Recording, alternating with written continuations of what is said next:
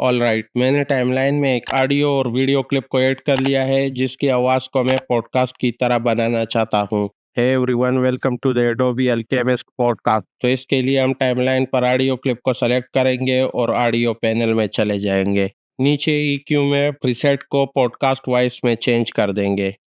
Hey everyone, welcome to the Adobe Alchemist podcast. ये बहुत अच्छा सुनाई दे रहा है, लेकिन इसके अमाउंट को इंक्रीज कर लेते हैं ताकि ये और भी अच्छा हो जाए।